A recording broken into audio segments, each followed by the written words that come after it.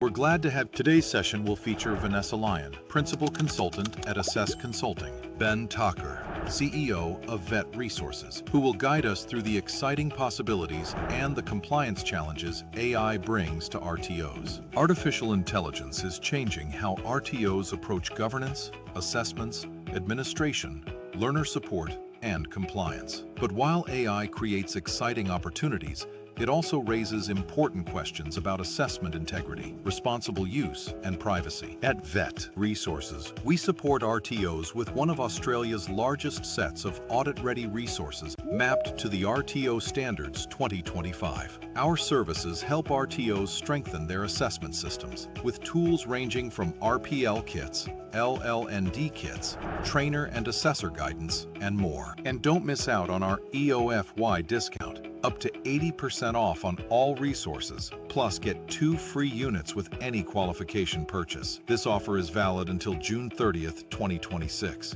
Get the best value today. Also, when you purchase any CPC course, you'll receive a $500 voucher, valid for 6 months. It's a perfect way to save even more. Want to explore more? Request free samples of our resources to see how we can help your RTO thrive. Call us at 1-800-959-958 or visit us at vetresources.com.au for more information. In this webinar, we will explore the AI risks and opportunities RTOs face, including maintaining assessment integrity, responsible AI usage, and how AI can help with compliance. We'll be starting soon. Stay tuned for an informative session on AI for RTOs. Thank you for being here. The webinar will begin shortly. We look forward to having you with us.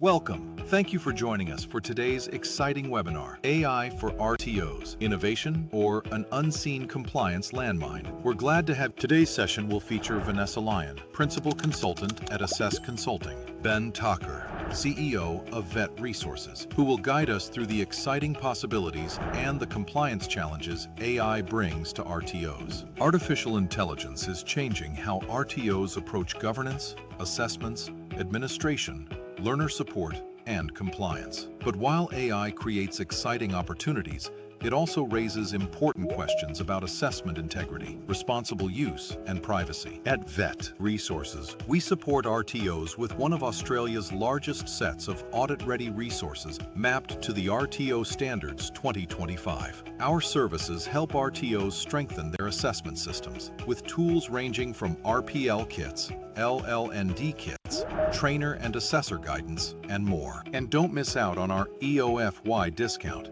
up to 80% off on all resources, plus get 2 free units with any qualification purchase. This offer is valid until June 30th, 2026. Get the best value today. Also, when you purchase any CPC course, you'll receive a $500 voucher, valid for 6 months. It's a perfect way to save even more. Want to explore more? Request free samples of our resources to see how we can help your RTO thrive. Call us at 1-800-959-958 or visit us at vetresources.com.au for more information. In this webinar, we will explore the AI risks and opportunities RTOs face, including maintaining assessment integrity, responsible AI usage, and how AI can help with compliance. We'll be starting soon. Stay tuned for an informative session on AI for RTOs. Thank you for being here. The webinar will begin shortly. We look forward to having you with us. Good morning, everyone. Good morning and happy Friday to all of you. I hope you're having a great start to the day. I can see so many people are still joining. I can see 118. But I know there are like so many people has registered, so we can wait for maybe a couple of seconds. Thank you so much once again for all of you to join us today. It's really great to see you, everyone, early in the morning, ready to learn. My name is Mahi, and it is my absolute pleasure to welcome you all on today's webinar on behalf of Vet Resources and Vet Advisory Group. We are thrilled to see more than 400 registration today. And with so many CEOs, compliance managers, trainers, assessors, and RTO leaders joining us from across Australia, So before we begin, I would like to encourage every one of you, if you are comfortable, please turn on your cameras so we can see your beautiful faces and create more connected experiences. So I would give you a couple of seconds if you can please turn on your cameras. You know, we truly believe in adding value and building a community and seeing each other's faces that helps us strengthen that connection through these sessions. So I would request, please, just join us, turn on your cameras, say hello, say hi. That's how we know that you are awake and ready to learn. And as you all know, today's webinar is very exciting. It is about AI for RTO.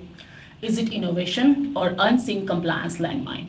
Artificial intelligence is rapidly changing the way RTO operates, from assessment and learner support to admission, compliance, and day-to-day operation. While AI creates exciting opportunities for innovations and efficiency, it also raises serious questions around assessment integrity, responsible use, privacy, and compliance risk.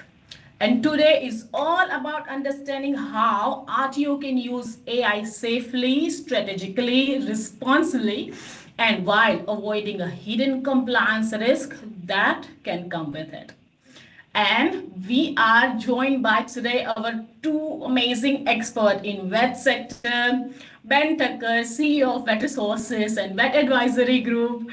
Hello, Ben, and he's also CEO of Stanford Institute of Technology. Ben is a compliance expert, a compliance and vet expert with over 15 years of experience supporting and scaling thousands of RTOs across Australia. He brings deep practical insight into audit readiness, compliance improvement, and helping RTOs navigate complex operational through regulatory challenges. And he also helps, he is very, and I know he uses AI a lot. So he's expert, kind of expert in AI as well. So he's a wonderful person to lead, start this webinar. And also we are joining us by our guest speaker, Vanessa Lyon, a highly respected expert. Hi, Vanessa, how are you? Hello, everyone. A highly respected expert in RTO, CRICOS, and GTO compliance with over decades of experience supporting providers across Australia and beyond. Her expertise spans audit preparation through regulatory strategies, policies, system development, and complex compliance matters. Having worked across admissions, operation, and compliance within RTO, Vanessa brings strong real-world insights into building systems that are not only audit ready, but also practical and sustainable in day-to-day operation. We are really pleased to have both of you, Ben and Vanessa, with us today as they share their perspective on AI in RTO and what it matters for compliance and practice across the sector. And before we get started, few housekeeping notes. All your participants' microphones will remain muted during the session. If you have any questions, feel free to jot them down in the chat box. We will cover all your questions at the end of this session, and we will try to cover as many questions as possible. Just in case if we miss out your question, don't worry, we will create a video. So keep an eye on our YouTube, LinkedIn, Instagram, Facebook, because video is gonna come soon there with the question and your answers. And also you will because so many people are already asking, is the presentation and this recording will be available or not? So yes, you will receive the recording for today's webinar and presentation slide via email after the session. So please keep an eye on your inbox, including your spam folders, just in case it landed there. So now I will stop talking and I will let Vanessa lead this session. So all right, let's begin the discussion. Over to you, Vanessa. Thank you so much. What a lovely introduction. Let's go. Hopefully everyone will be able to see my screen and it's loading properly. Yes, Vanessa, we can see. Okay, perfect. So, oops, let me go back to the beginning so you can see. Sorry for that hiccup. Okay, so I'm Vanessa. And it's fabulous to see so many people here. This is a very hot topic right now, so let's dive in. So why does AI matter in vet right now? So what we're really seeing is there's a rapid adoption of AI everywhere across the education sector. Students are already using it, as we know, in many AI tools. We have staff using it as well, and it's incredibly efficient. We have trainers adopting it, so they're using it in constructing and developing their learning and assessment materials. They're using it in assessor guide marking, and they're also using it in their benchmark areas. The other area that we're seeing exposure in is governance expectations, and this is increasing around AI use, and the authenticity, which is becoming a very major regulatory focus with all the regulators, not just ASPA, but the state regulators as well.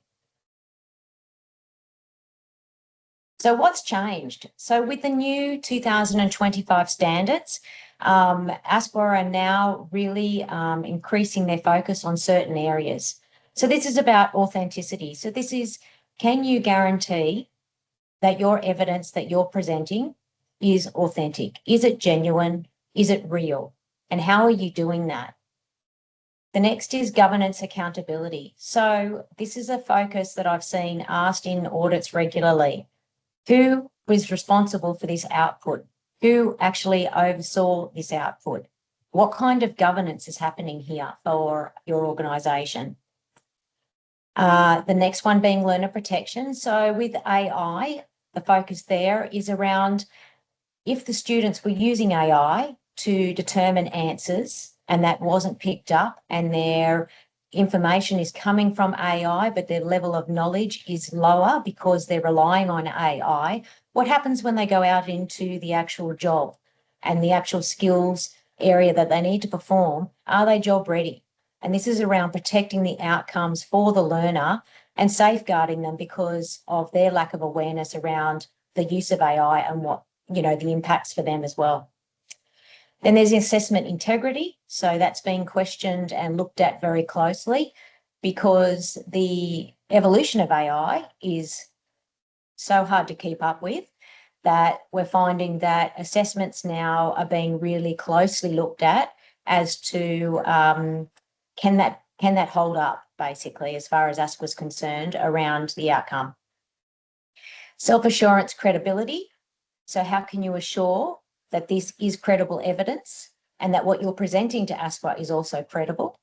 And what kind of risk management processes do you have in place for this? Or if you do, how strong is that? How rigorous is it? And do you have mitigation and minimisation processes at play? So that's what ASQA is really focusing on in a lot of their audits now with these new standards, and their questions to providers are coming up underneath those areas. So let's do a little poll. Is AI for RTOs innovation, do we think? Or do we think it's a compliance landmine? And pop in the chat what you think would possibly be A or B, or for a lot of providers, do you think it's actually C, a bit of both? It'll be interesting to see.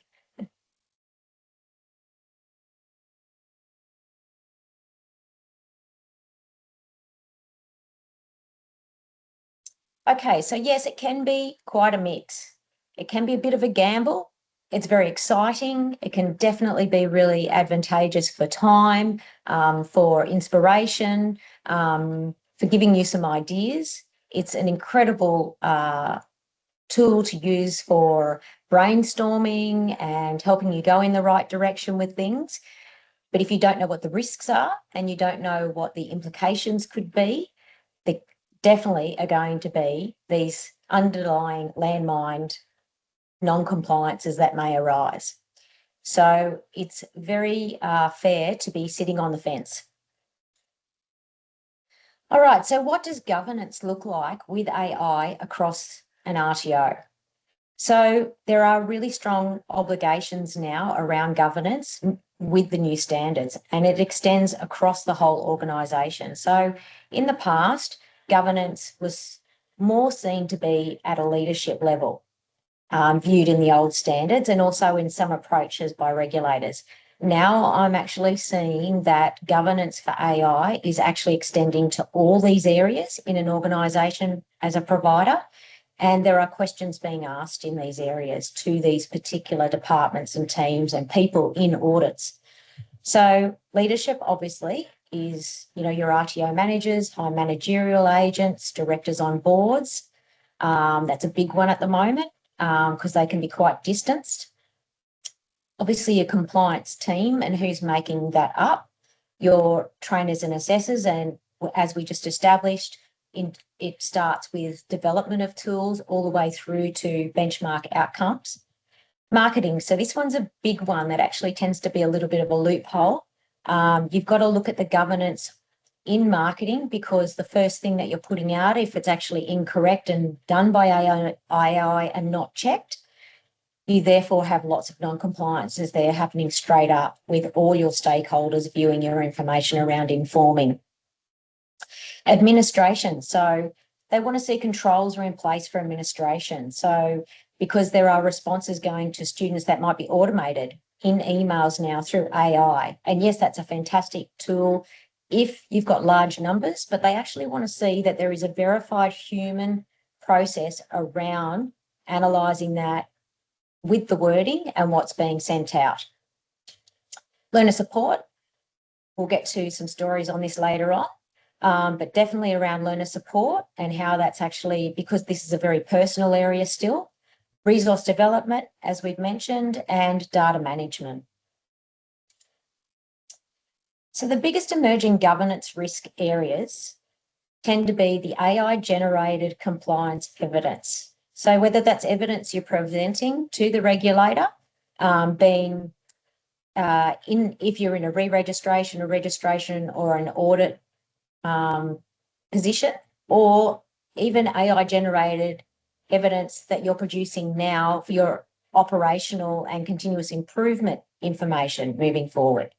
So you've got to think about the AI-generated information that you're using in your RTO at the moment. When will it be pulled up? And if it was, is it authentic? Is it genuine? How does it read? And is it information that you can also, so you can rely on it order, but it's also reliable now, because you want to ensure that from the moment that that information is produced, you have definitely gone over it, verified it, and you can guarantee it. And then the second one being generic or fabricated documentation. So this is documentation that might need to be produced in a large quantity in a short amount of time, and that's understandable. But again, what's happening around the governance of that? So when AI writes the compliance system, so this is a little bit of an example. It's actually a real world example that I have seen and been exposed to. So this was for a re-registration where a CEO was having to provide information for the re-registration, which was called up for an audit for a review, and had to do it in a short amount of time because the transition to the RTO standards for this actual organisation hadn't occurred officially. So they rewrote policies, TAS documents, self-assurance documents, the governance framework, validation records, and so forth. So there's quite a lot of documentation, as you'd be aware, that needs to be produced in volume, and they had a large scope. So they used AI to help them. What actually occurred, though, was in the review, they came unstuck, not because they had used AI, but in what it had produced and how this had not been managed well with risk and non-compliances that were identified. So what came up was the internal inconsistencies between the documentation and the policies and processes, and then even the actionable events. So meaning that they had contradictory procedures. So they had certain procedures that were produced for how marketing was occur, and then the policy didn't match the procedure. So they hadn't been mapping aligned between documents and assessing of that with verification. validation dates that did not align. So one of the key things that happened here was they had produced validation reports and dates on those reports, but ASQA went as far as checking who was actually in the RTO at the time, and that didn't match. The staff numbers didn't match, the staff people listed didn't match, and the dates didn't match. So ASQA have a very clear way of identifying how they go down these roads and these pathways on once they identify a non-compliance, how they unravel what else is going on. Delivery modes weren't approved, so AI had actually spat out a lot of really quick information for them, but the delivery mode that it actually had produced in updating these TAS documents was not what they are actually approved for under their CRICOS registration. Staff are unfamiliar with the document, so ASQA will interview your staff, and they definitely do if they want to ask questions and go further down the track with things, and the staff were unfamiliar with the documents that had been produced by AI. And then lastly, the governance processes didn't actually occur. So the AI documents that were produced, the processes themselves for governing the operations of the organisation, ASQA were able to uncover that the evidence didn't match the actionable or the tangible things that happened because the actions weren't there. Okay, so let's have a look at another poll. What could the RTO have done differently? And this is a little bit of a one to think about, but they had an industry expert engaged person in their documentation. Should they have made sure that they actually existed before they produced the documentation? And this is a real example, including a third-party agreement that they put forward, and the third-party agreement wasn't in place because ASQA went further to confirm this, and of course, that third-party person and place that was nominated wasn't authentic. Got someone else to update the RTO for the 2025 standards and re-registration process. Or D, prior to use, should they have implemented an AI usage policy and what that involved, the process around that, with guidance for all the RTO staff. So actually spoken to the staff, set some boundaries and parameters around what this looked like, how this was going to be managed, and what should be done moving forward. So thoughts for A, B, C, or D?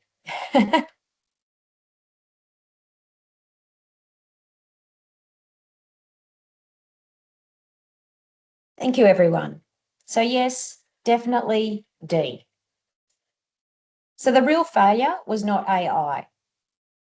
The real failure was the lack of verification, because we know that AI can be very beneficial.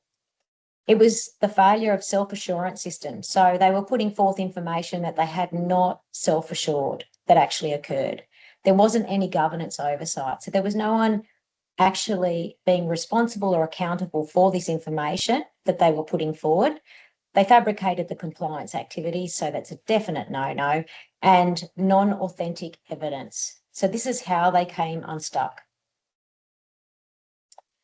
So now ASQA is also looking at, when we said before, those departments across the whole organisation, they're also looking at your roles. So they're actually looking at people in their roles having ownership, responsibility, and accountability around how they're implementing these roles and their compliance requirements in the roles.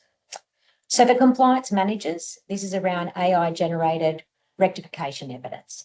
It's around meeting minutes. So if they're putting meeting minutes together, you have to ensure that if there are meeting minutes that are being minuted by AI, that you have read through those before they have all gone out and ensured they're correct. I was in a meeting recently where there was a lot of meeting minutes taken. There was a lot of things going on in the meeting, and even the sign-on roles of certain people in the meeting was wrong. So therefore AI had gotten quite a few comments wrong around who said what. So you definitely need to ensure that's been covered.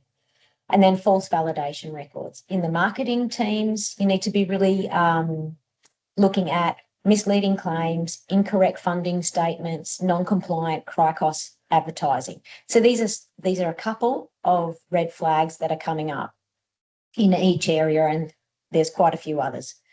For trainers and assessors, we've touched on the assessment tools, the incorrect benchmark answers, and any unverified mapping. And in administration teams, we've looked at the AI summaries of complaints. This has been a big one at the moment because ASQA do want to see that you are getting feedback and how you're actually managing complaints from any stakeholders. Altered student records and then incomplete documentation that AI can cause risks with in these roles. So these definitely need to be monitored. So this is another example I wanted to share with you that's a scenario that did occur. So it's just going to show you how something actually quite quickly can go wrong. Benchmark answers were updated using AI for a unit of competency that actually had changed. No independent validation occurred for this early childhood education unit. Incorrect food safety processes were taught, and students applied incorrect practices in the workplace.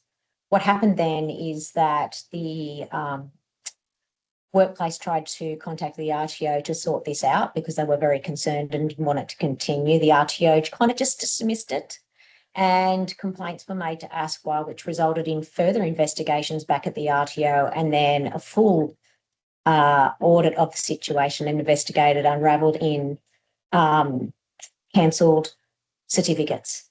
So that had a huge impact across the whole organisation, not to mention the students themselves and everywhere else. So very avoidable if from the benchmark answers, if they were verified using AI by a person who was a subject matter expert and had gone over and checked those and actually were accountable and responsible for the sign-off of those, it could have stopped it from the very beginning.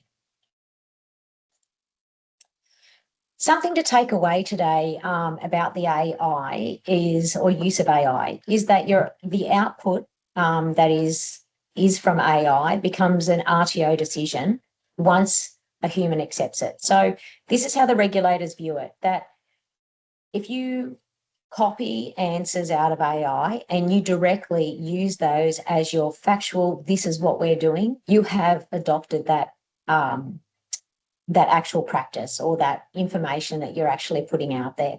So this is how it's viewed, as the RTO being responsible for that. So therefore, that's even more important and confirms even more reasons why you need to verify the information in each role, in each area of your organisation, and have a process around that so that you're actually ensuring that the information that is going out or the information that you're using for your operational practices generated by AI, you're actually happy to back. So, all right. So the biggest emerging risk is authenticity of evidence. So how can an RTO generally verify competency? So normally what is asked is, do you have a verification system that all trainers and assessors follow? So this is something to really think about right now. A verification system around the use of AI. Do you have a system that assessors follow for systematic assessor judgments made around AI? Do you have a validation process for all assessments, including RPL decisions, especially if they've been generated by AI? So this is a big one because ASQA are really focusing on the RPL risks at the moment, and lots of certificates being issued by RPL processes that aren't signed off by subject matter experts or haven't been verified by subject matter experts and are more AI generated. So the next area is looking at AI and assessment practice. So students are using it, as we know, for knowledge questions, case studies, workplace reports, reflective journals, research tasks. So what we need to be really thinking here is, we know the students are doing this. and that's great. But how do we put boundaries around this from the very beginning before they actually go into assessments where they have acknowledged acceptable use for AI? We as an RTO have set this up, and we have actually explained that to them, and everybody is transparent around this so that we can help them also know how to provide genuine competency evidence so that there's no risks involved. So this is an example to have a look at with a little bit of a choice about what we think should happen here. So this is quite common now. A student may submit mixed authenticity submission. So some sections appear really authentic. Critical knowledge answers appear AI generated because they're a little bit harder and they're a stretch. But there's no plagiarism detected. So what should an assessor do here? And this is probably very common for a lot of assessors at the moment, thinking, how do I determine what to do here? Should they A, ask the student to redo the assessment, or should they B, accept, because only some sections are AI generated, that the assessment is okay? So what does everybody think? Happy for you to put your A or B in the chat.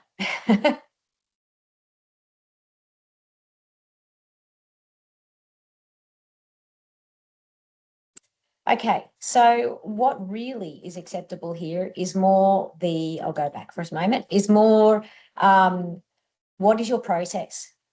Where have you decided as an organisation about the AI use and what is determining competency for your students, at what level their qualification is, the genuine authenticity of the evidence presented towards you, is it determinable evidence from that student that they actually do know this and it is in their own words? Do they know the critical knowledge? And it's a matter of having an oral discussion with them and actually noting down those answers and both signing off on that. And that also would depend on the level of complexity, the number of incorrect answers that have occurred, or the critical knowledge answers that have been provided that are AI generated, the volume of that. So this comes down to the RTO. I heard ASQA speak yesterday in their workshop, and they were talking a lot around the outcomes are determined by the RTO having some particular frameworks around guaranteeing authentic information, and actually having these proper policies and procedures and frameworks around these decisions now that are going to be consistent with assessors on how they manage this moving forward. Okay, so AI use is not automatically the breach failure to verify the competency is. So that's really the common theme that's coming out, is that AI is definitely encouraged to be used, but it's how you're actually verifying it and what that process looks like. So this is another example, a too perfect submission. So a student submits highly polished language, professional level responses, minimal workplace contact, significantly above their observed capability. So what actions should occur next by the assessor? And yeah, happy for you to pop those answers in the chat if you like.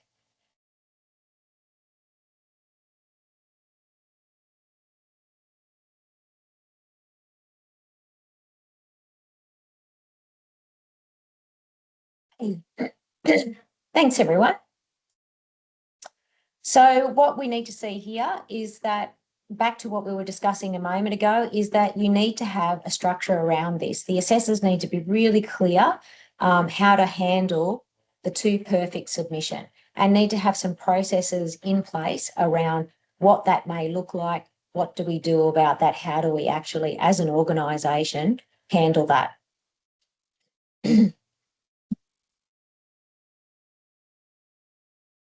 Okay, so number one, identify the inconsistency. 2, check the organisational verification policy. So have a look at the policy that you've all discussed. and that you're all working on together that actually is going to be the framework of what you stand by. Conduct a validation discussion, document the reasoning, and apply consistent decision making. Now, if your assessors and trainers put together this with your staff members and also with your governing staff members, you can all decide on how you want this to look and how this is going to be acceptable benchmark practice for your RTO. So AI and training and assessment resources.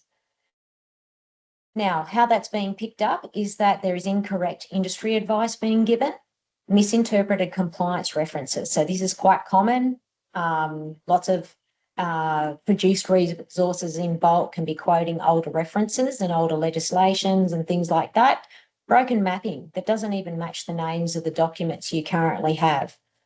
Generic learning materials, and this comes down to not being looked at by your RTO. The biggest one that ASQA picks up is that your learner cohort has not been specified in these learning materials.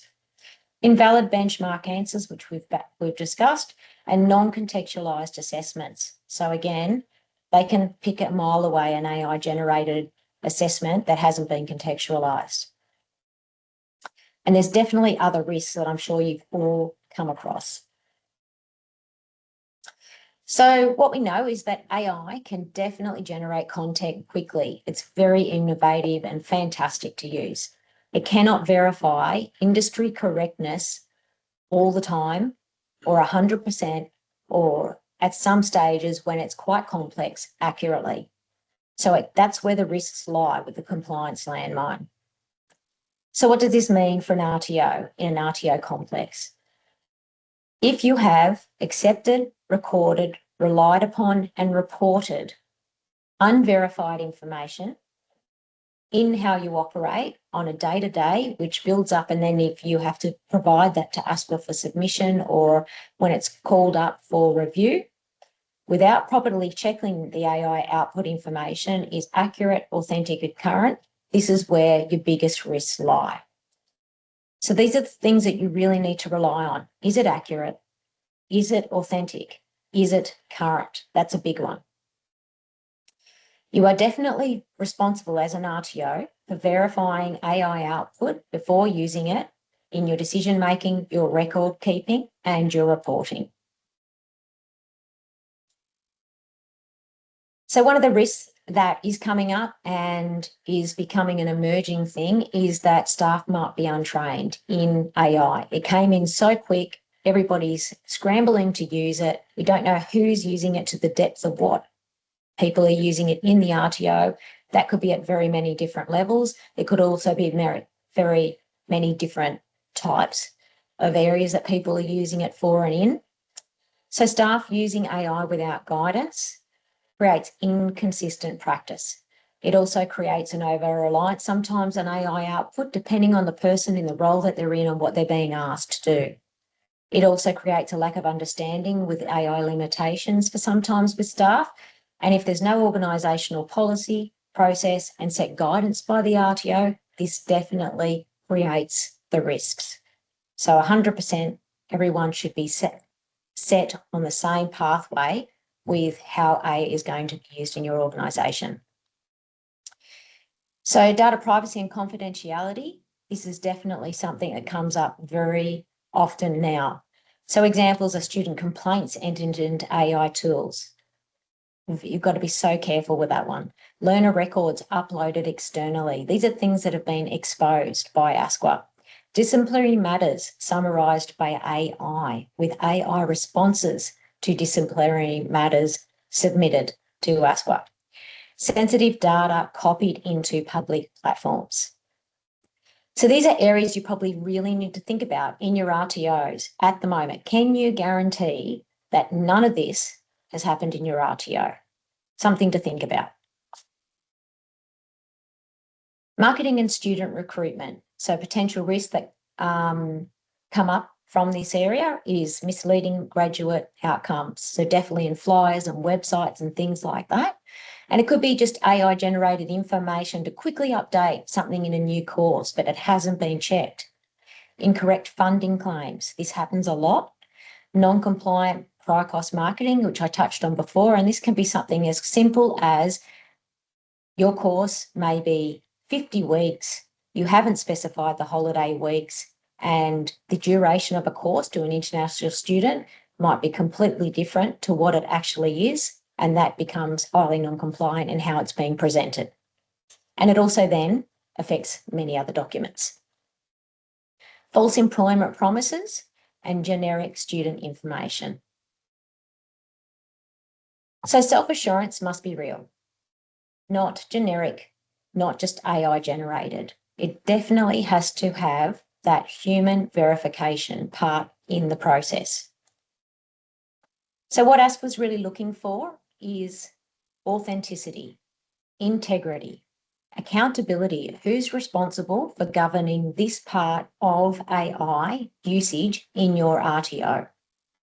Evidence that actually reflects the real practice. So if you're willing to put something out there that this is the evidence of how we do our meetings and how often we do them, and this is our schedule, and you need to provide the evidence that those meetings occurred, the minutes were actually with the people that occurred, that was what was spoken, and therefore those people were also in the RTO at the time or on those days.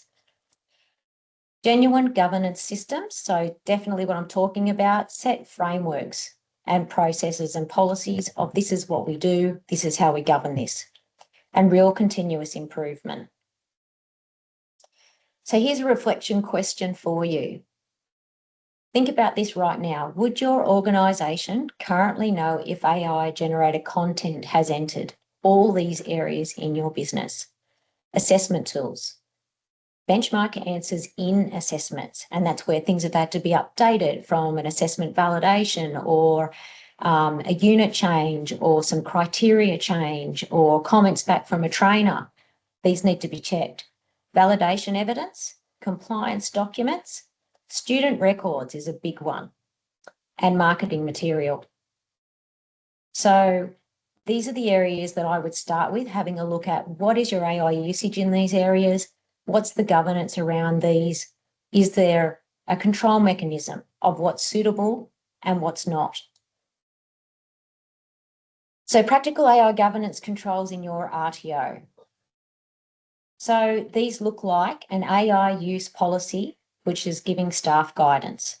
An AI risk register. Yes, this has definitely been put out as one of the really expected things now. And so it's something that you need to look at. Human verification requirements, role-based AI responsibility. So yes, this is my role. I'm in marketing. How do I use AI? I follow the policy that we've all agreed to, and I have it verified with the information that's correct, and we align it to the TAS and we align it. So there's a process. There's the steps in how this is happening. The governance oversight for AI. And in assessment, it's assessor verification frameworks, AI authenticity validation processes, oral competency discussions. So that going back to if you have a student that you know is determining their competency might be a challenging one complex AI generated answer, the assessor could have a discussion and actually ensure that that student is able to provide that information and is aware of that information and can impart that knowledge without actually relying on AI. Evidence traceability and assessment redesign strategies. Okay, so for workforce capability, staff AI governance training, identifying AI-generated content, verification and escalation pathways, and responsible AI use expectations. So that's a summary of what we were looking at with ensuring that everybody in your RTO across your workforce is all on the same page with the AI usage. So every RTO should be having a think right now about their AI governance, and questions that will probably be popping into your mind around this would be, where is the AI being used in my organisation? Who approves it, or do we have anyone approving it as yet? How are our outputs verified by AI? Can we authenticate the competency? What is our governance system for AI? What about our staff? And would the organisation be able to explain its AI practices to ASQA? Hence why ASQA have brought out some draft principles for this, which Ben will go into detail with. So at a minimum, all RTOs should have completed an AI use audit on all areas of their operations. This is considered part of risk management now and governance to determine your status of where you think your RTO might be at with the new standards. So I help RTOs in establishing AI governance by doing an audit check on where your organisations are at. We can look at a specific RTO policy and process, staff training and verification processes, framework implementations, and guidance on AI governance controls. So remember that AI plus weak governance equals compliance landmine, absolutely. And there are risks that could be underlining at the moment that you're not aware of in your organisation that AI has caused, and uncontrolled could become definitely that kind of impact. But if you have AI with strong governance, so you have, your set process from now that this is what we will do. We've had a staff discussion around this. We've actually set some frameworks in place. Innovation can be amazing.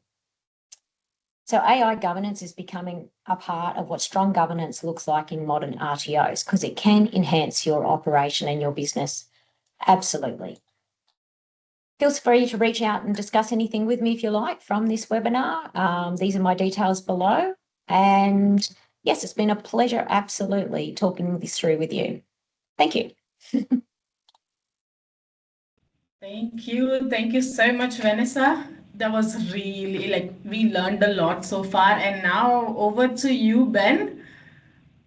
We all are pretty excited to know more what exactly your thoughts and your perspective on AI. Am I audible? Yes, now you Okay, are. Now I cool. can see you as well. Much better. Okay, because I see in your face maybe something wrong. Like, where's Ben gone? But now he's here. Let's go. Okay. Let's get started. I'm here. First of all, thank you so much, Vanessa. I think it was a really, really great insights.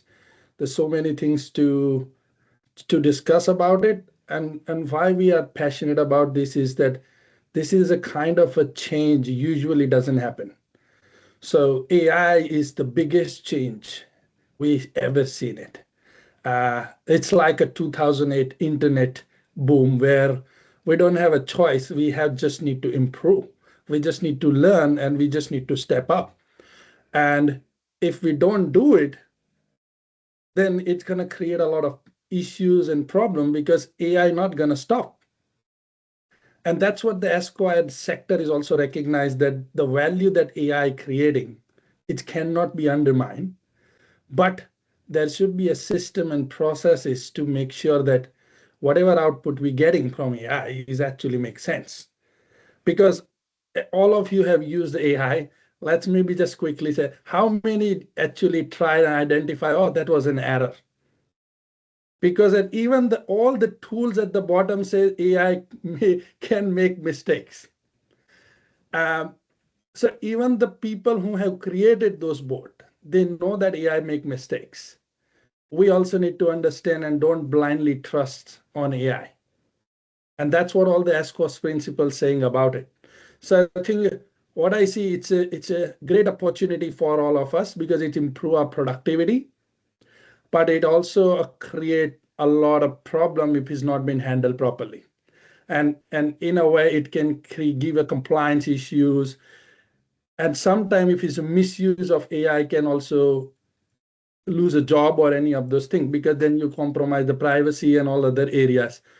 So as everyone, it's AI is also very fearful.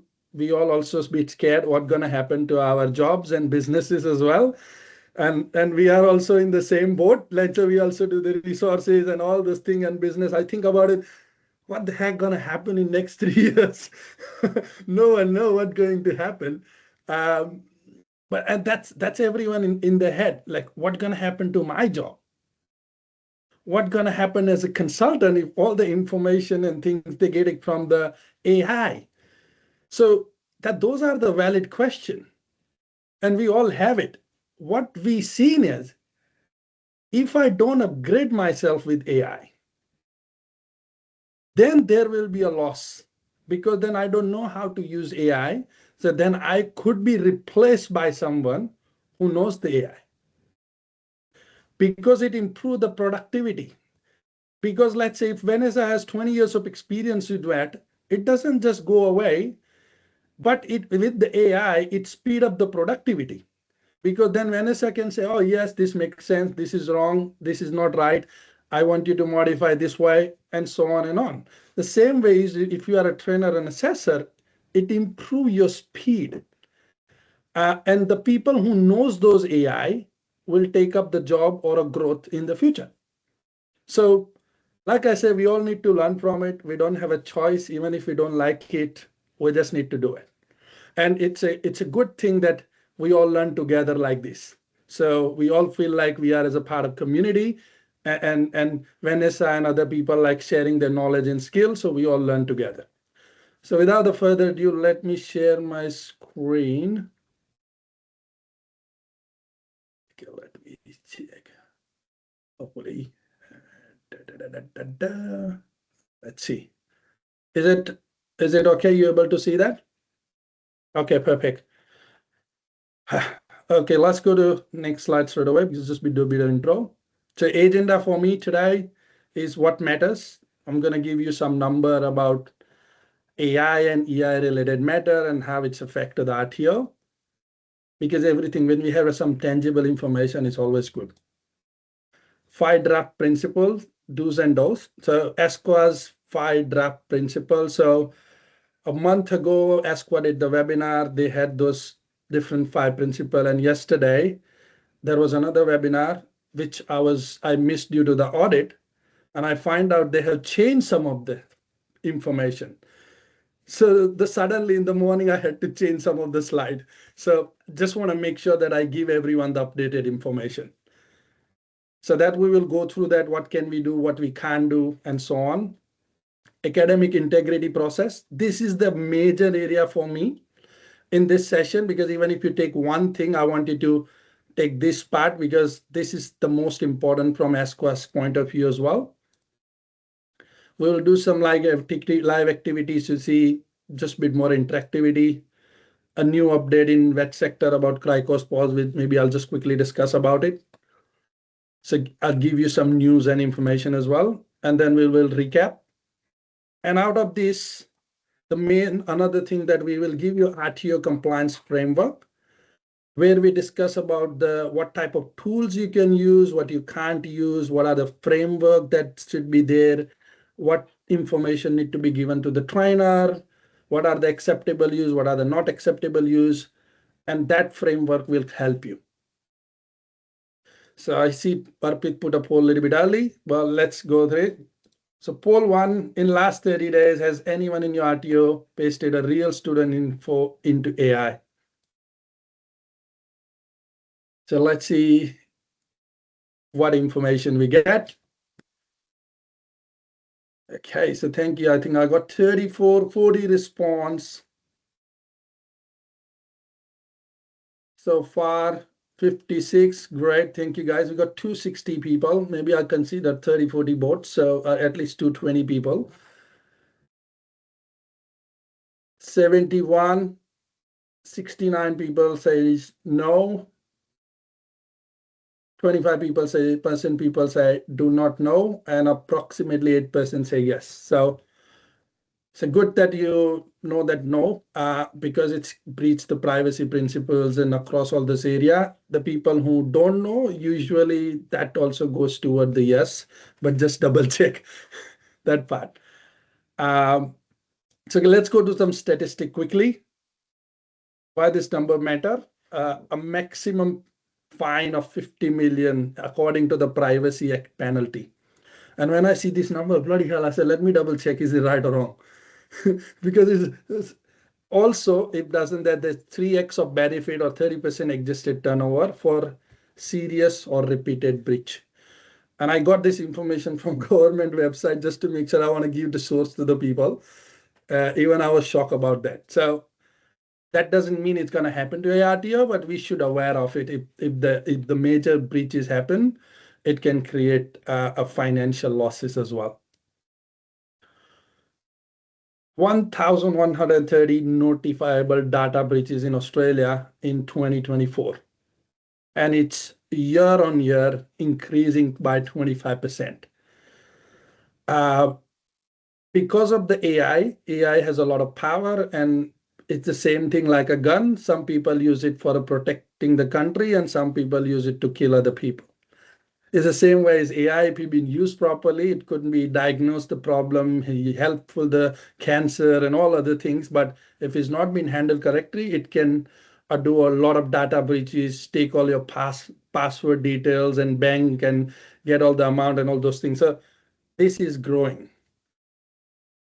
So also with the AI use, we also need to make sure our systems are actually strong and not vulnerable. So then anyone can attack and get the data. 3,200 plus SQTIF since launch, 1,500 in 25-26. And in the previous ESCO webinar, they were saying more than 50% is actually actionable. So this is also the regulator rely on the tip of a lot, and they're saying it's actually very fruitful, very fruitful. More than 50% is actually helping, which is a good number to look at it as well. Number one, Asquaris priority 25-26, academic integrity, including AI assisted cheating. And you work in RTO. I talk to a lot of RTO owner, manager, trainer, and assessor. This is the number one topic we talk about. How can we make sure that student submission done correctly, or at least when there is an audit, auditor also know all those things. So they're going to do and check all those part properly. And the more they investigate, the more they identify. The more they identify, they say, oh, we haven't done or assessed the student properly. Then for the certificate bid issue is not going to be valid. So then we can cancel it or reassess this, all those part. So it can create a significant challenges for the RTOs and the people who work, and lots of stress. So what I always learn in life, that if regulator already identify that is number one priority, then as an RTO, I need to think, okay, what are my priorities? Because if this is not my priority, then imagine what's going to happen in the audit. So that's how I want you to consider. I said, make sure you put that as a priority list. The next, from 10th June 2025, individual can sue directly to the organization for the privacy breach of the data as well. Okay, let's have a quick poll. Does your RTO have a written AI policy or a framework? So even if you say no, that's fine, just be transparent. After this session, we've got the free resources which help you to draft your framework anyway.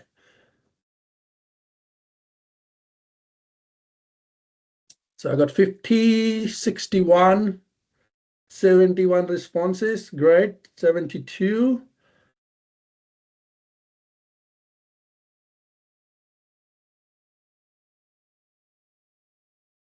Okay, great. I think we got up to 83, 43% say yes. Great. I think you guys doing well.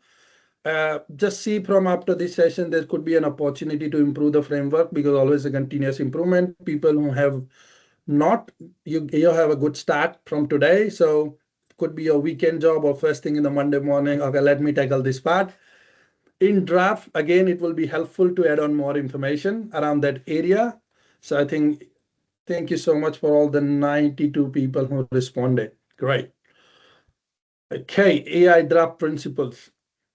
So the principle number one says AI use is supported by strong governance that ensure it does not undermine the quality and integrity of VET.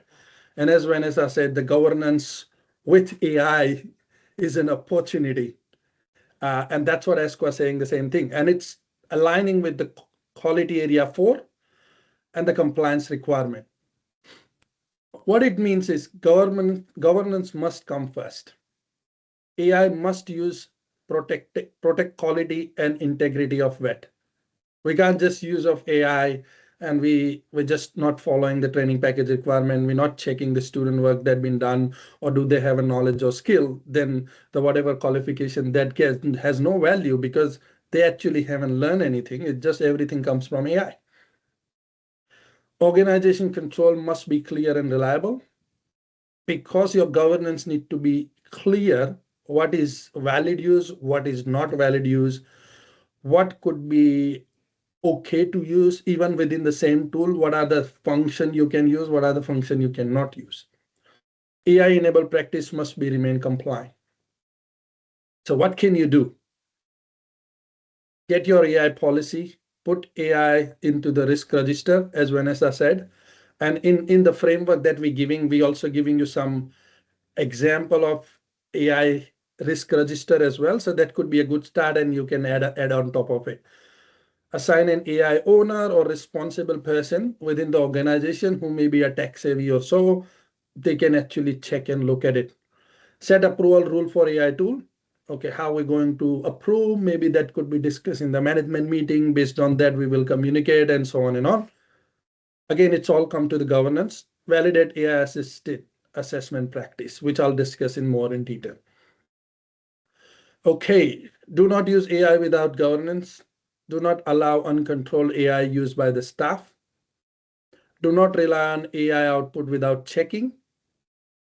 And do not let AI undermine assessment integrity at any cost, because ultimately that will trigger a problem across the board. And we will discuss the academic integrity in more detail after a few slides. Principle 2, human oversight. Even Esko was saying that human oversight is required. Accountability is also maintained of all AI supported activity. So any activity we're doing, we just shouldn't rely, say, okay, this is the final.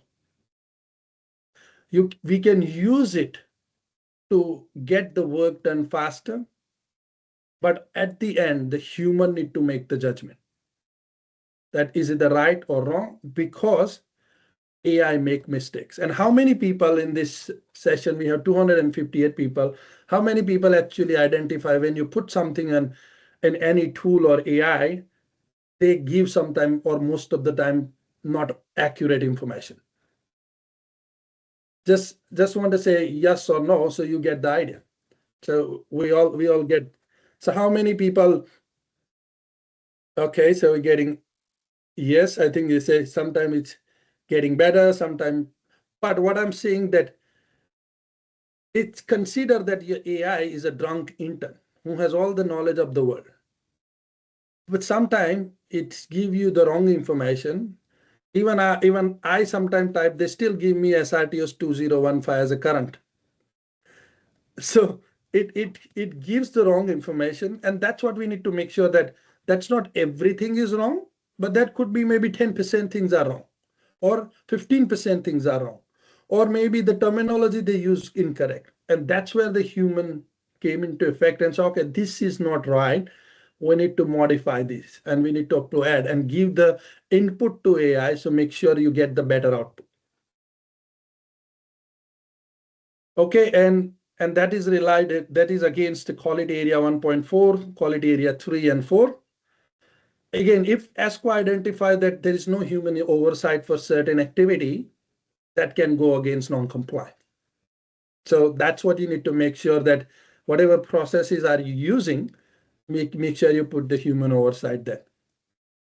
Human judgment must stay in place. Qualified trainer assessor remain responsible. And I remember there was one of the questions for the session that as a trainer or assessor, do you think our job is secure?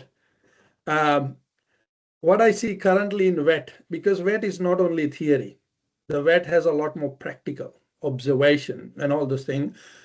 I don't see for next to 5 to 10 years that's going to be replaced. Because let's say in VET is more sort of observation which is required. And that's why it says for next 5-10 years, it doesn't look like, but maybe we need less trainer because then the marking and other thing helped by AI or so, but still we need the trainers. AI can support but not replace the professional judgment. As just said, decision is affecting the student must stay with the staff. Use AI to draft feedback, then review and sign off. I already discussed. Require trainer and SAR oversight. Keep staff accountable for the final decision.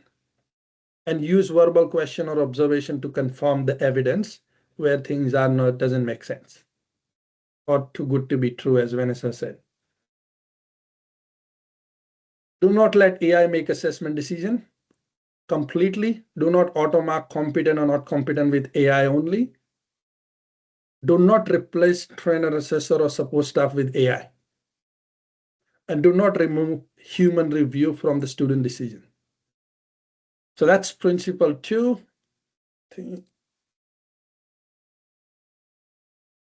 Number 3, AI system and tools manage information securely and accordance with the existing privacy, data protection, and record keeping obligation. So what it's saying that we need to make sure still we follow all the legislations and rules, including privacy, data protection, the record management, and so on and on. What does this mean is AI must be used lawful. Privacy and security obligations still apply. Data handling must be controlled, and record keeping obligations still need to be used. Use approved enterprise tool only. So, there are all the AI tools have a free as well, the free tools and free things. When there is a free, your information is the product. Because your information that you're putting into those free tools actually using to train all the AI. And if you're putting the student information, the data, and privacy related information, they could be utilized as well. So that's why you need to be mindful. De-identify student information, keep AI use log and record, be giving you the log in the framework as well. If you want to use it, you can use. Check privacy, security, and storage setting before use. Even that you have a enterprise version of any tool, there is an option in oral tool that do not use data to train the bot. So make sure you turn off that part. Limit access to authorized staff only. Depend on your governance structure. Give the limited access to the limited model only. Do not paste student name, USI, and complaint into a public AI tool. As I just said, it can be a data breach information. Do not upload a confidential record into free AI tools. Do not ignore record keeping obligation. And do not assume AI vendor manage compliance for you.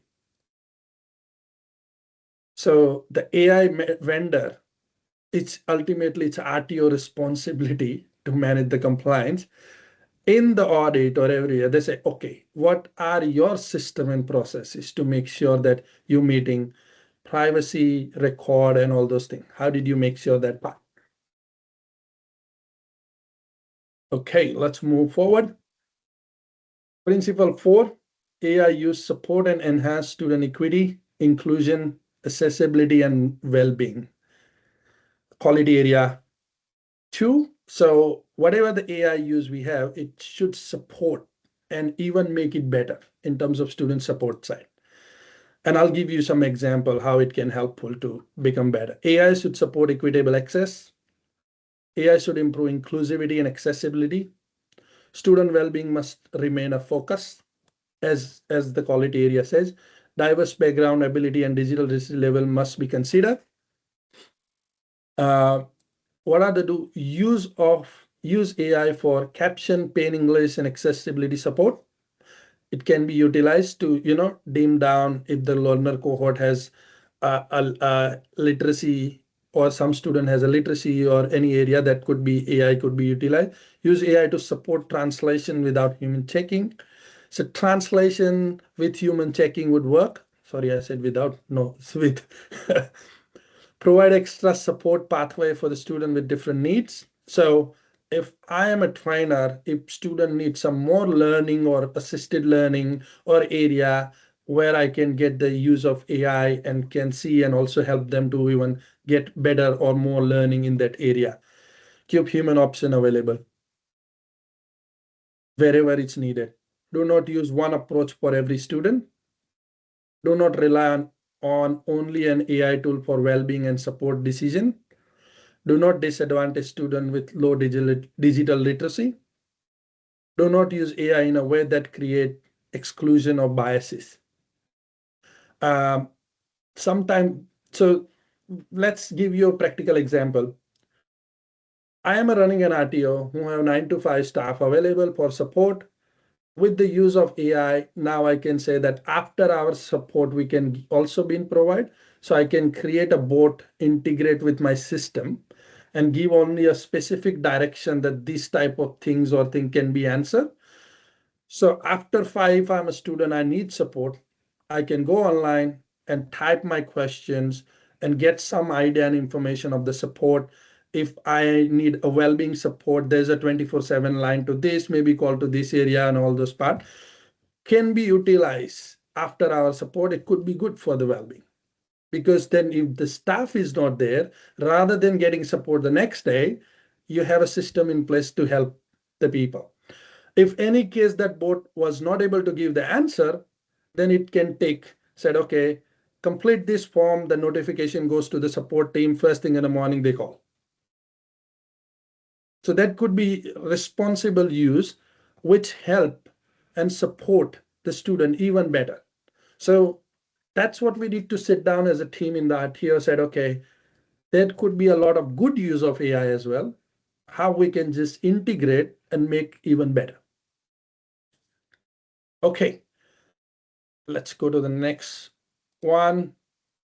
Last principle, number 5, AI use aligned with training product requirement, industry expectation, and the needs of relevant student cohort. So again, Vanessa also mentioned that AI can be utilized to draft something, but that also need to be checked, validated by expert people, and make sure they make the judgment and all the documents and things you have that align with the training package requirement. Also, you need to take the industry input that, okay, this is make sense or not. Similarly, in our company, Vet Resources, we also use AI, because if we don't use the AI, it's not gonna be, future, we're gonna be die or we're gonna close down the business. But what we do, we say, okay, yes, we use the AI to draft the content, but then there will be someone who's gonna check is the content make sense, and is those content is aligned with the assessment or not. That also need to be humanly checked. Then there is a dedicated validator actually validate everything, including learner resources, including assessment, including mapping, and making sure it makes sense. And also been included subject matter experts say, okay, is this actually current? Is this as done? Or this is how we do it or not? And then we integrate all those things. So we use the AI to speed up, but we still have a human approach in place to make sure that each and every box been ticked properly. Because if the assessment and learner resources doesn't talk to each other, you're going to have a problem. Because then what auditors say, oh yeah, you don't train them, how are you going to assess them?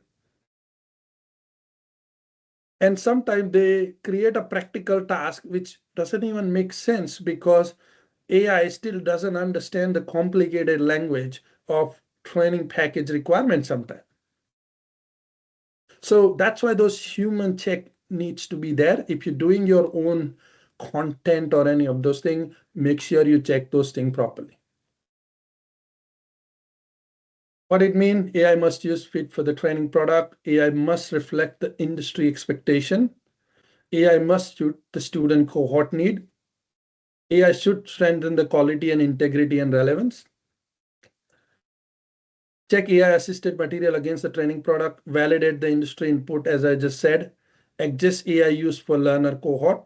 If the learner cohort needs something else and you have different cohort, it can be utilized. The AI can be utilized to adjust those needs as well, but still need to double check. The review assessment task for the suitability and authenticity. Do not generate the assessment tool without checking training product requirement. Do not assume AI content industry aligned. Because what usually AI do, I'll tell you, because I've been part, if you type any query, let's say in ChatGPT or anywhere, they usually go and search the relevant sources that easy to extract. So they go to a website 1, website 2, website 3, website 4 and 5, which is they are easily track the information, because AI also doesn't want to put a lot of effort, because every query you put, they also need to give the response in a quick manner. So they sometimes check only 5, 6 or 7 sources, which is very quickly easy to identify. And maybe that information is actually not right. Because let's say on internet, everyone can put the information. Everyone can put the video, anyone can write the blog, anyone have a web page, anyone do all this part. So AI, what AI doing is actually going through those different websites, collecting the information and present you in a way that able to answer your information. But that doesn't mean all this information is right. So therefore, you need to double check all those things.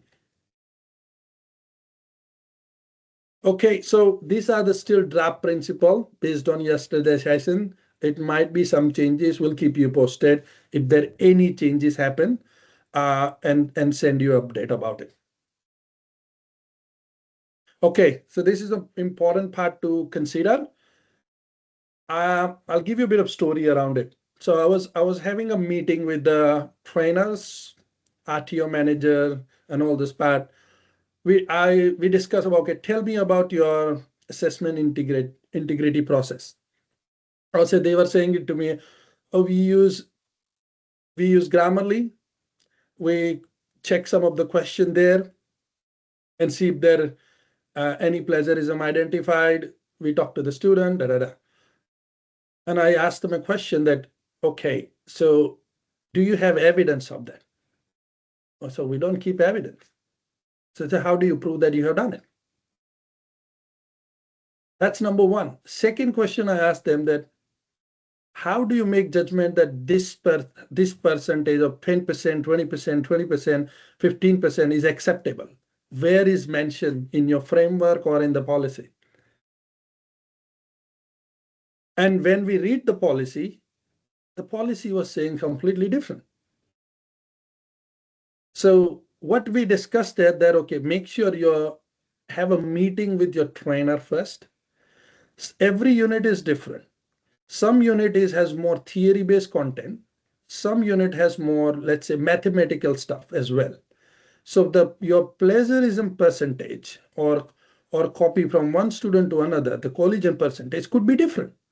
So set your standard and define your policy and follow the policy and keep the evidence that this is how we're doing it. Because in the audit, if they identify, okay, this is your process, okay, show me where the evidence. And that's what we need to keep it.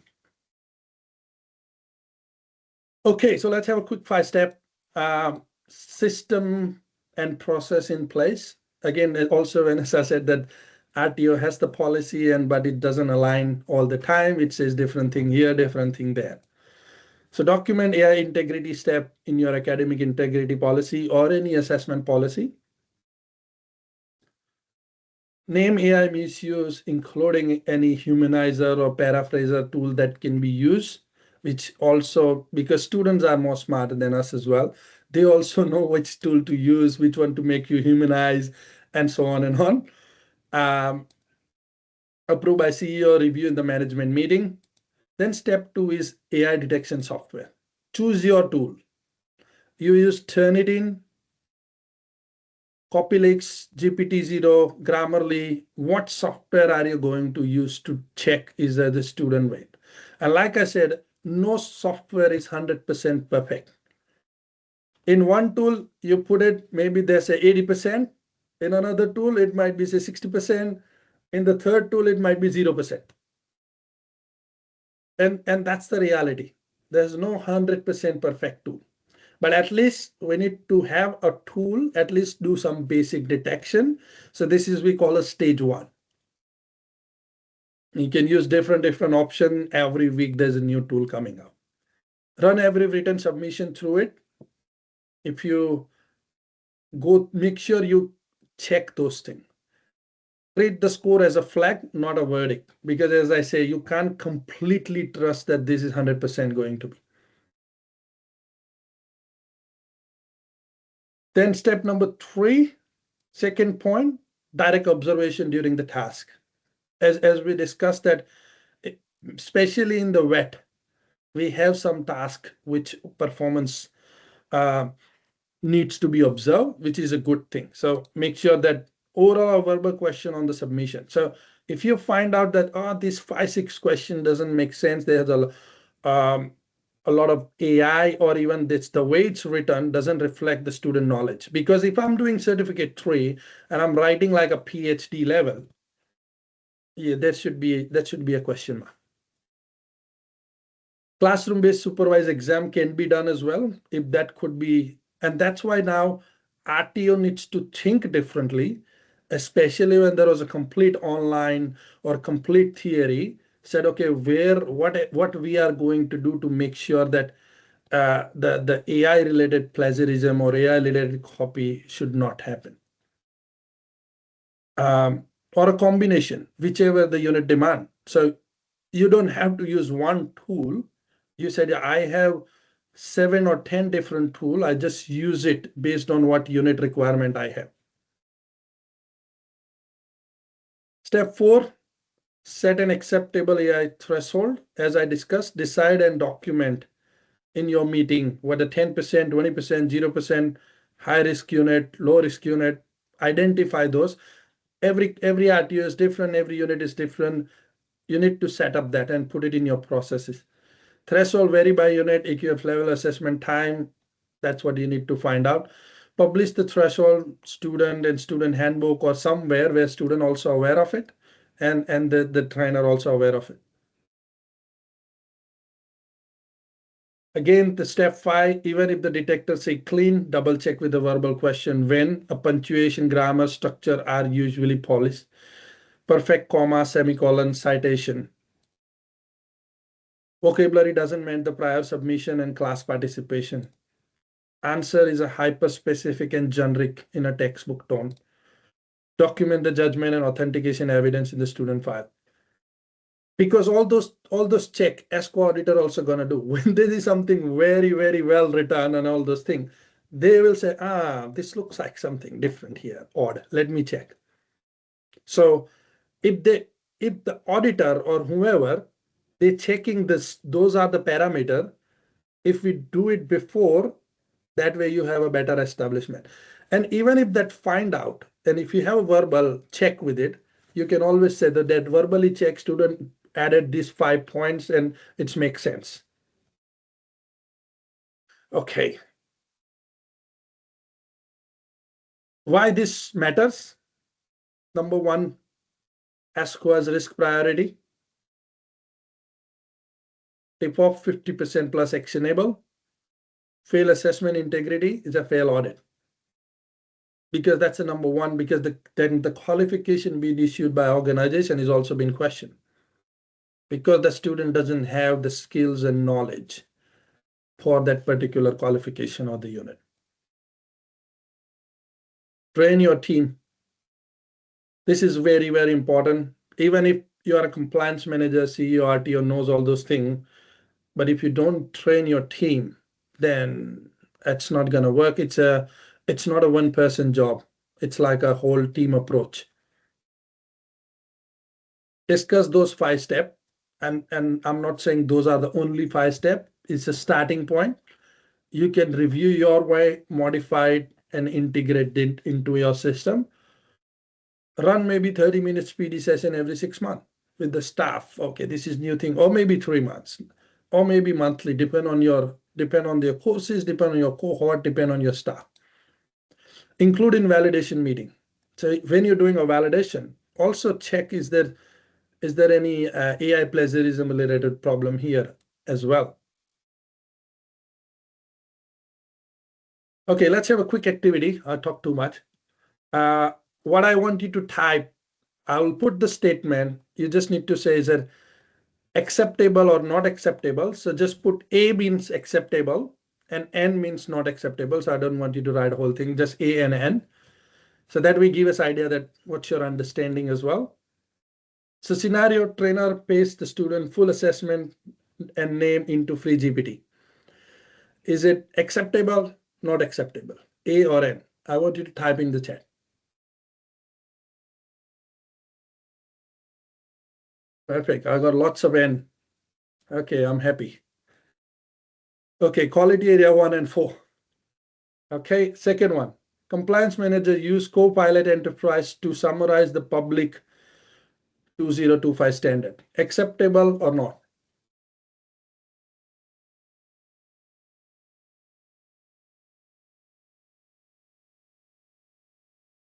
Got it, got it. Lots of A's, lots of A's. Yes. Yep. Okay, quality area 3 and 4. Next one, students submit AI written assessment, run through Grammarly Humanizer, no disclosure. Acceptable, not acceptable.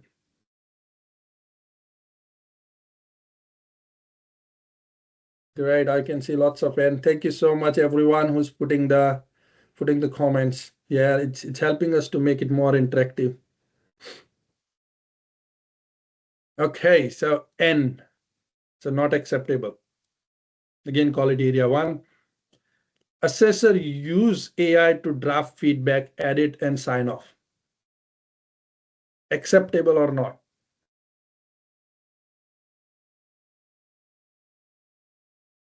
I think this is a bit tricky one, isn't it? I think that's why I'll get maybe a bit of mix here.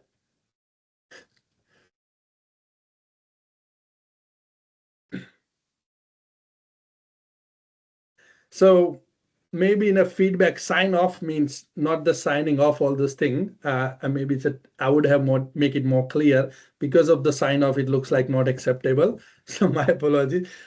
In a way that you can give a prompt to the AI and say, okay, this student has done this, and I think I'm happy with it. This is how it generated. I want you to draft a feedback for me. And that can be utilized that way.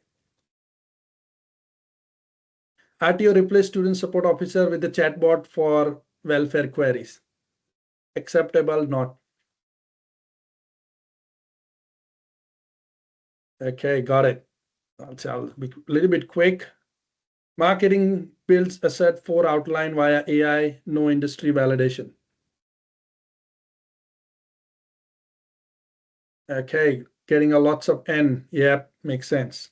Okay, so now I think you have pretty much everyone is okay. Now you are well equipped with all the AI related stuff. You can go and launch it. Okay. Let's quick update. Last 12 months, next 12 months, if you are a CRICOS provider, you cannot do addition to scope or a new registration. That everyone knows. Why it's matter? Because the ESCO will use 12 months for deeper integrity check for existing provider. Imagine like 4,000-5,000 plus addition to scope, not gonna happen. The amount of time the team will have. And that's what they said in the email as well, that they want to do now deeper audit and the deeper checks for next 12 months. So imagine now the regulator have more resources to do the deeper audit for at least minimum next 12 months. So they're going to do more deeper. And now as an RTO, we just need to be smart and say, okay, now what I need to do? How can I improve? So that's why I wanted to put that topic. No growth in scope, only path to deepen the quality. And that's the main point I wanted to put it here. Okay, so let's go to the next one. I'll just want to recap a quick way. So at least if you take one thing from the session, you can start and implement it. 5 draft principles, pretty much going to implement it. The sooner you understand, this also integrated with SRTOs 2025. So the sooner your RTOs start developing and integrating, it will be really good. You know the fine, you know the tip off, there's no margin for error. Academic integrity is a #1 priority. The #1 priority. If you want to do just one thing, only one thing I want you to focus on: academic integrity.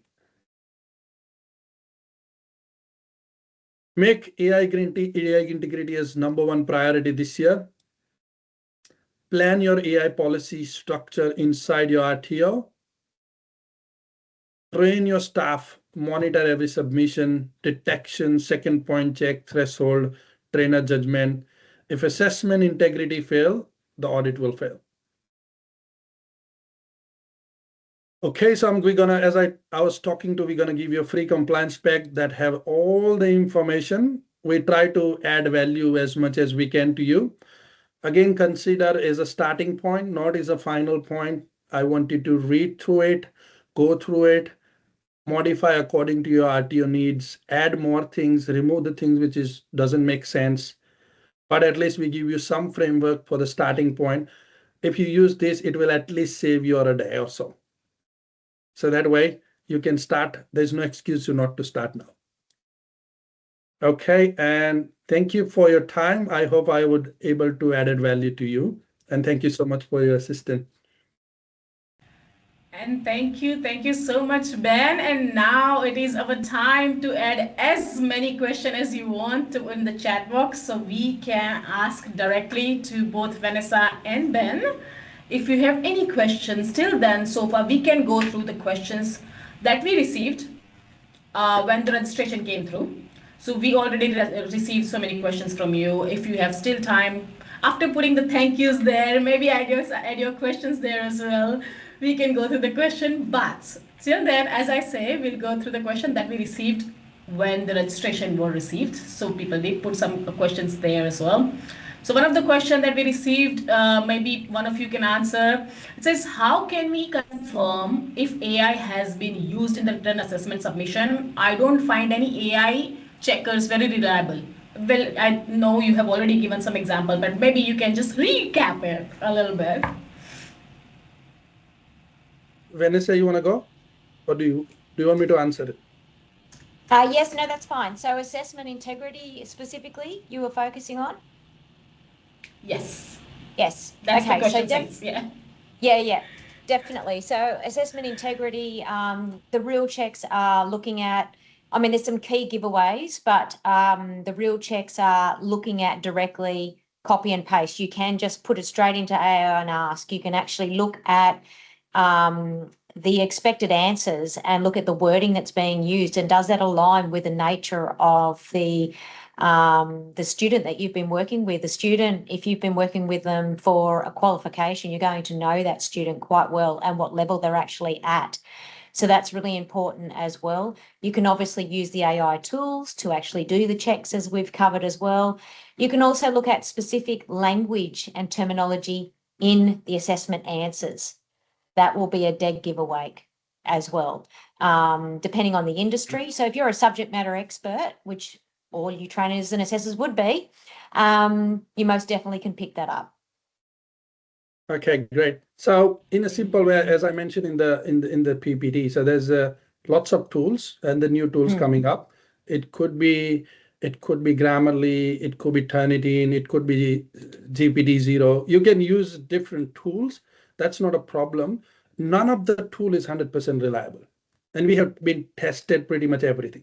So yes, the tool is the starting point, the first point. The second point is if your observation task or verbal question.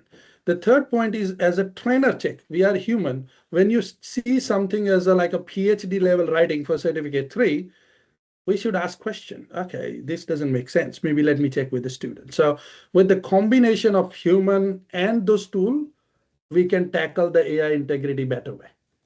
So hopefully able to answer the question. Yes, and also there's one question which came when the presentation was going on. It says, what percentage of copying is acceptable using AI detection software?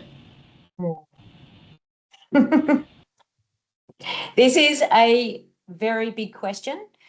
So this really comes down to determining, again, the level of competency of the overall assessment with the student. But if you, as an RTO, have set your guidelines around copying of direct words into an actual assessment, as Vanessa's just put in the chat as well, no direct copying is acceptable.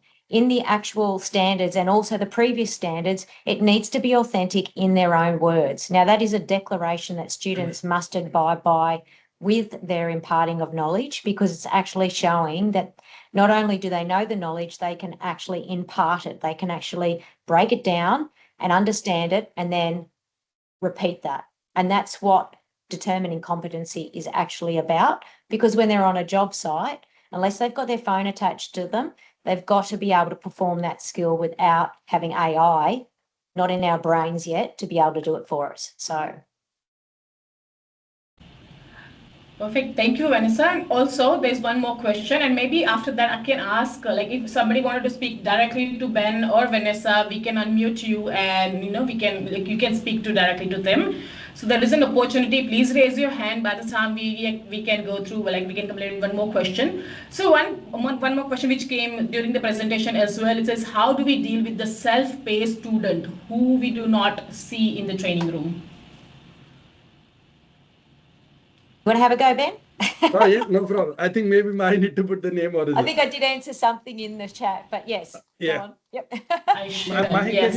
can you repeat the question for me? Yeah, so the question was, how do we deal with this self-paced students who we don't see in the training room? Yeah, I think that's a very challenging area, and that's what I mean, that when you do online 100% or the 100 fully self-paced, that's where the major challenge is going to happen. And if come to the audit, and if I'm an auditor, I think probably in that area I would be more interested to see how that AI is going to work. So number one, as you said, that the step one is the tool. So whatever the AI detection tool you use, I will do the same thing, number one. The second thing is I also put the human part, said, okay, this answer doesn't look really good. And even there are tools who also make it more human as well, which you sometimes don't even pick it up.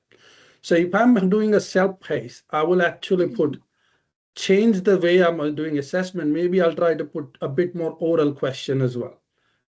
So maybe I do a conversation for picking up 4 or 5 units together and say, okay, let's have a chat one-on-one.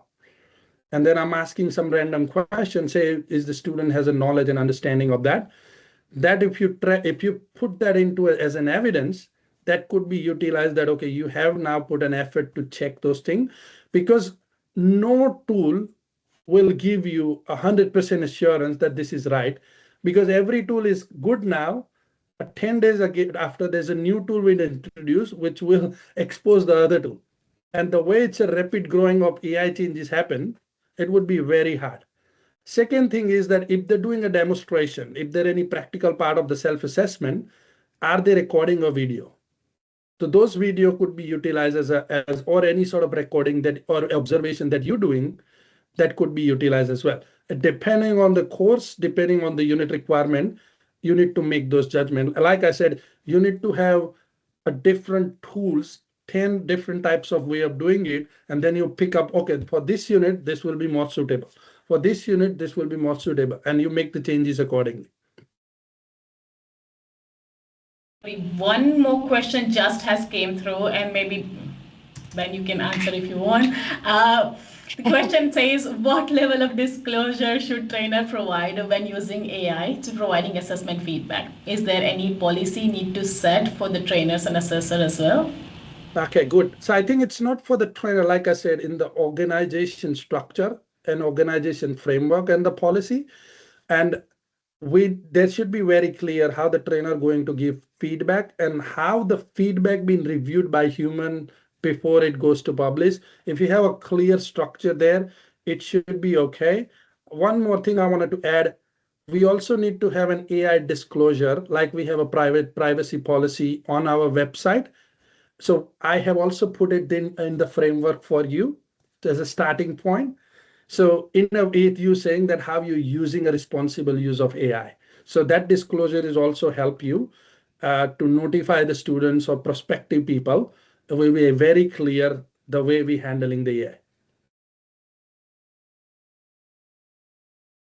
Thank you, Ben. And again, I'm giving one more, like maybe I know we are going about like over the time, but maybe just if anybody wants to speak to Ben or Vanessa directly, please raise your hand. We can unmute you. And if not, then we can wrap up. I'll give everyone maybe five more seconds as well, just in case if you think of something that you wanted to, or maybe even if you wanted to share your idea, you are welcome to say your thoughts here as well. This is an open platform. We encourage more feedback. We encourage the more you speak, the better it is. Okay, I think it's a good idea. Seems like If you put the how your organization is currently doing it, maybe everyone will learn from each other. Maybe we get some point as well. So why not? Yeah. So post this webinar, we'll be sending the material, the AI compliance checklist and everything that Ben had made. It'll come to you in a separate email. And one more email will be sent after 72 hours, which will have the webinar recordings and the PD certificates. And if anyone wants to ask anything from Vanessa or Ben, you can simply raise your hands and we'll give the opportunity to you to unmute. Thank you so much. Well, so far it seems like everybody is a bit shy on speaking today. Maybe we can speak in the next webinar. Now you all know that we normally give like everybody a chance to speak, maybe prepare more. Next webinar you can speak as well with us, why not? And now we can just, wrap up everything. I would love to say once again, thank you to all of you who has joined us today. Thanks to Vanessa, thank you Ben, thank you the entire team. Mahi, just a second. I've just unmuted Neha. Neha wanted to ask something. She mentioned 2 times. So yes, Neha, if you because we also have Neha in our team, so Neha, Mahi might have got confused. You can please ask. I didn't I've see given that. you the Sorry. chance to unmute. Yeah. That's fine. Thank you so much. It was very insightful. I am from Care Education Australia, from Adelaide. And hi. So yes, as a tutor, I'm finding it a little bit challenging because what we have done is we have integrated the Turnitin itself in the Accelerate. So as soon as the students submit the assignment, it generates me a report of how much index of the AI is. Good, great from my side. But then when I go back with the feedback to my students, they get overwhelmed. I have seen them getting a little bit frustrated. Their motivation to continue the course goes away. And these are the challenges I am experiencing at this point of time. Because yes, most of our courses which we are delivering is completely, online. I try to incorporate more of, classes where I am conducting role plays, which I am recording as well, just to have proof. As we discussed, we do need to show the evidence. But still, it's challenging. I have found it challenging from a trainer part of view when we have integrated a very established AI detector and it is coming up like 80%, 90%, and when we go back saying it is a non-satisfactory, students are getting very overwhelmed. They have, the submission of assignments have declined. And what happened is when everyone start using, especially in community service, because our resources are totally role play, what the students are not realizing is when they're asking the AI to generate the answer for the role play, it is answering the same to everyone who is asking the role. Yep. So if I, as of now, if I open up, if an auditor comes and asks me that, Neha, give me like 4 assignments from your end, and 4 of them are answering the same thing, yep. which they have, copied it. This is the second thing. And second thing I want to add, I have some students who really is, using AI to, make their answers more structured. So I have a non-native English speaker. He is a very good student. So what he is using AI is for, he is writing his answer in AI and the AI is making the answer more academic. So now when he is submitting me the answers, and my Turnitin is picking up, because when he is typing his answer in the AI, like let's say ChatGPT, it is giving up a revised, a polished answer, but the Turnitin is taking up, like, the AI markers. I have some students who try to use AI as translating their answers from their language to English. Like I have students who are Nepalese, they use the voice AI, they record. So yeah, I would say, like, if our integration, like if Accelerate or we as RTOs try to create a platform where we have more options for students, like recording their answers, would also fill that gap. Can I make us some suggestions for you? Yes, sure. So Please. from an audit point of view and from an ASQUIS point of view, Yeah. I'm fairly certain what they want to see around this, because 100% it's very common within this particular training product area. Yeah. And with learner cohorts that you're mentioning, absolutely. So this is where they've identified the risks are a lot because of language and all of that sort of thing in translation. So firstly, what I'd really suggest is that you've got the knowledge now that you definitely have to have strong systems in place. So, yep, Vanessa's put in there about the LLND requirements, but what I also would suggest is that you need to probably have a demonstration with all those students at the very beginning, like in addition to your induction. Like the actual trainer and assessor does an online demonstration and call it the acceptable use of AI, and actually do a demonstration of what will be accepted and what won't be accepted as far as the delivery of their answers in their responses.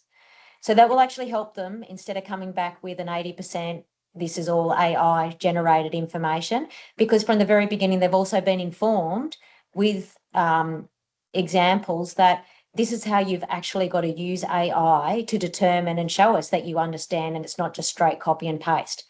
You also need to probably make it really clear to them that they have to actually put that information in their own words. Even if they sign for it, you need to demonstrate what that would look like. So I've constructed previously for RTOs a really small step-by-step breakdown of something like that, so that the actual learner cohort really get it, because we can't just jump to big steps. For some of them, we actually need to break it down to small steps, specifically for that lower learner cohort, and do a one-on-one demonstration. Now, if they're all recorded, they were at that demonstration before they started, it actually would help them significantly to understand the approach that's required. And then secondly, you also mentioned about the student who's very good, but also delivering very high-end structured answers. Yeah. The issue with that is that how that would be viewed is that it's complex, because yes, he's putting answers into AI, but when that structured approach comes back, there would still be enhancements to and we don't know whether the answers he's putting into AI are sufficient yet, or whether this is actually creating an additional layer, which is confusing his level of competency to you, because it's giving additional information and a structure. Because AI won't just do just structure unless he writes just structure, because it's all about the prompts. So again, with that particular student, knowing that that's actually happening, I would actually think about really discerningly and tactfully how the trainer and assessor can acknowledge that, and then one-on-one work out a more suitable approach that the RTO has frameworks in place to determine competency for this actual student. If you believe that obviously they've got the knowledge and it's about their delivery in the knowledge, but because remember, they're going to have to be able to do this in their workplace. You need to be able to demonstrate how they're going to be able to deliver that to you without relying so heavily on AI to do so. Does that make sense? Because Yes. if you're audited, that's the first place I guarantee they're going to go. They're going to look for that. Yeah. Yes. Yes. Yeah, and Neha, the question that you ask, it's not only you, pretty much every single RTO, it's in the similar situation. And that's why it's good that you asked this question. What I add on top of what Vanessa said is ultimately, the principle of assessment rules of evidence are clear. That's what the ESCO wants to see. The challenge which you're facing with Turnitin, and because I also helping a lot of people in that way, the detection is actually happen after submission. So let's say you have 80% detection, 60% detection, and so on and on. The number one step RTO should do is to train the student how to use AI. Correct. Because if I not been trained, how I need to put this or should I use it or should I not use it? What other tool could be used? Imagine, let's say, even if I'm putting a good voice note to the AI, which is in public, they're going to use that data for the training purpose, and that will come in plagiarism even more. Anyway, so number one step is the awareness. If you train the student properly, majority, let's say 50% problem could be resolved, but there will be still 50% student will not understand. I will say, who cares about it, will still do it. Yes. Those other remaining 50% student where you have 80%, so maybe you can say the student who got 20 to 30% AI detection, I will do the verbal check on those questions with them, put it on the comments and make sure that they know the knowledge and do all those things. The student who has more than 30, 40, 50, they need to do reassess. So you put them in different category, it will reduce the amount of work. And I think that I will do more practical way of sorting it out. And in terms of the community service, they have a practical to do as well. So, and then you observe that part. So the practical is not a problem. I think only the theory question is the main concern. Yes. This is the biggest thing that I see with, like Ben's saying, and you touched on it really strongly there, which was great, is that with ASQA and the AI usage, is that you need to ensure that your AI policy and process is particular for your RTO and your learner cohort. So, for example, your particular situation that you're describing, you've got to fit it for purpose for the learner cohort that you're dealing with, and that's where it's with yours, that demonstration at the beginning is fantastic student support, fantastic. Being able to help them to understand what is acceptable straight up. So then they don't get these overwhelming results where they do completely just lose faith and drop off or struggle after that. So that's what ASQA is wanting to see. Just like you contextualize your assessments, they want to see this particular thing happening for your RTO, the scope of your RTO, the learners in your RTO, how you deliver your training and assessment. Like you're saying, a lot of it's online. How have you determined, especially when it's online, that you are going to particularly minimise the risks around all of that and what you're putting into place? Yeah, makes sense. Okay, hopefully we're able to answer, Neha, some of the things. Thank you so much, Ben. Thank you, Vanessa. Thank you so much. Okay. Thank you. All good. I'll see you guys. Thank you so much. Once again, thank you all. Thank you all for joining. Thank you, Ben and Vanessa, for doing the session, and thank you to the entire VetResource team to organizing this. We'll let you go, and you have a good weekend. Thank you, guys. You. Bye. Bye. See ya. Bye.